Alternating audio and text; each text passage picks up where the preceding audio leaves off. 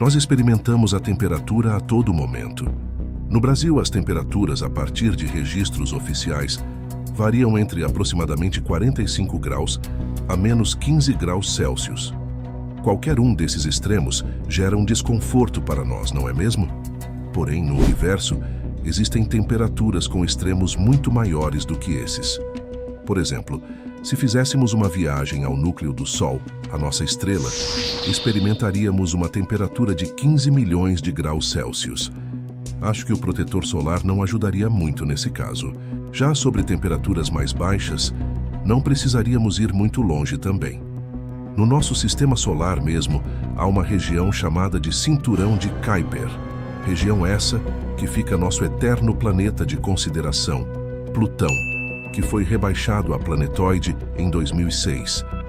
Lá as temperaturas podem cair para cerca de menos 243 a menos 223 graus Celsius. Incríveis esses números. Mas aí está a razão do vídeo. Como pode, quando falamos em temperaturas altas, os números serem na escala de milhões, porém em temperaturas mais baixas, serem na escala de centenas? Nesse vídeo, nosso objetivo é explicar o porquê isso acontece e, no final, falar um pouco que vantagens essas temperaturas extremamente baixas proporcionam para a gente.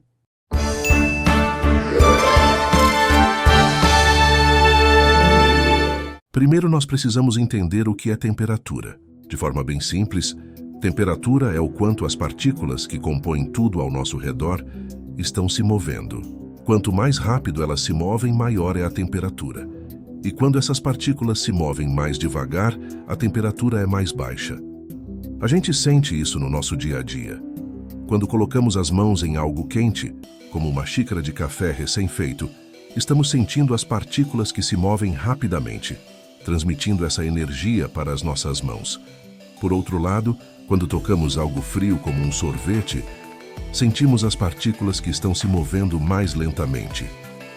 Agora, para medir essa energia, no caso temperatura, usamos escalas. As mais comuns são Celsius, Fahrenheit e Kelvin. A escala Celsius que usamos no dia a dia tem como referência a água. 0 grau é o ponto de congelamento e 100 graus é o ponto de ebulição. Na escala Fahrenheit, usada principalmente nos Estados Unidos, a água congela a 32 graus e ferve a 212 graus. Mas quando falamos de temperaturas extremas, especialmente as muito baixas, usamos a escala Kelvin. O Kelvin é fundamental porque começa no zero absoluto, a temperatura mais baixa possível, ou seja, do ponto em que teoricamente não há movimento das partículas. Essa escala facilita cálculos e comparações precisas em estudos científicos. E tá aí a grande resposta para esse vídeo. A temperatura tem um limite. Na escala Celsius, a qual estamos mais acostumados, esse limite significa menos 273,15 graus. E na Kelvin, como já falado antes, é o famoso zero absoluto. Esse limite é quando as partículas teoricamente param. Eu falei teoricamente param, pois é impossível parar de vez as partículas. Sempre há algum nível mínimo de energia residual que impede as partículas de pararem completamente. No entanto, os cientistas têm se esforçado para chegar o mais próximo possível do zero absoluto. Com técnicas avançadas como resfriamento a laser e armadilhas magnéticas, eles conseguiram atingir temperaturas extremamente baixas, 0,000000001 Kelvin, ou seja, 1/10 de bilionésimo de Kelvin acima do zero absoluto. Isso é incrivelmente próximo a ele, mas o zero mesmo, nós nunca o atingimos completamente. No espaço, longe das influências do Sol e de outras fontes de calor, a temperatura pode ser extremamente baixa também. Até hoje, a temperatura mais baixa encontrada é da nebulosa do Boomerang, com uma temperatura de apenas 1 Kelvin, 1 grau Celsius acima do zero absoluto, ou seja, aproximadamente menos 272,15 graus Celsius, e está a 5.000 anos-luz da Terra. No entanto, é importante destacar que o universo é vasto e dinâmico, e quem sabe não é descoberto lugares ainda mais frios que esse. Por mais impressionante saber que existem lugares extremamente frios aí fora, é mais impressionante ainda a capacidade humana de, em laboratório, conseguir temperaturas incrivelmente bem mais próximas do zero absoluto. Mas em caráter de curiosidade, fica uma pergunta. Por que gastar recursos e tempo tentando alcançar o zero absoluto? O que ele tem de tão especial? Vamos lá. Essas temperaturas extremamente baixas têm várias aplicações práticas. Uma delas é a supercondutividade, onde certos materiais podem conduzir eletricidade sem resistência. Para entender isso melhor, vamos começar tentando entender o que é a corrente elétrica. De forma bem simples, as correntes elétricas são os elétrons se movimentando, indo de um ponto a outro. Nesse percurso, os elétrons vão se chocando com os átomos e outras impurezas.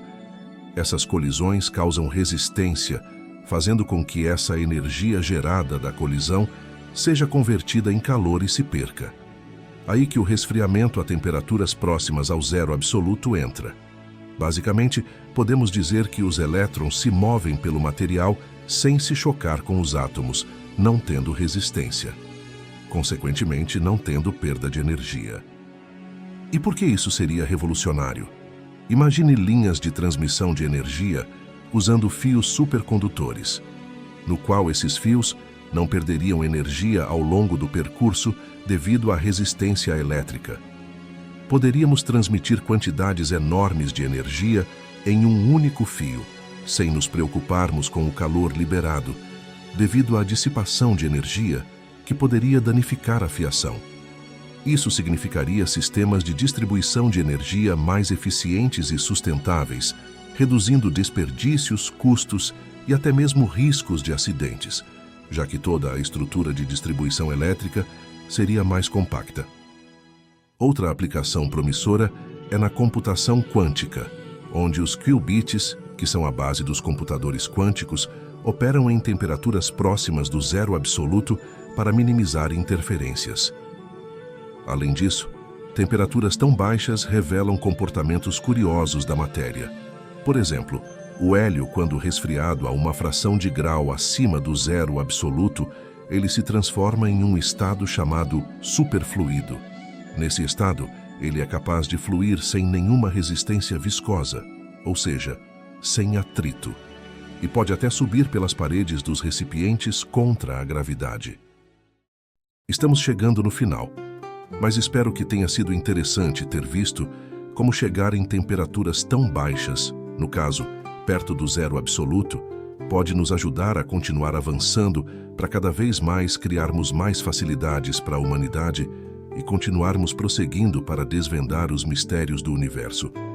Além disso, acho que ninguém imaginaria que a mínima temperatura universal fosse apenas menos 273,15 graus Celsius, principalmente quando comparado a temperaturas mais quentes, que podem chegar aos bilhões de graus Celsius.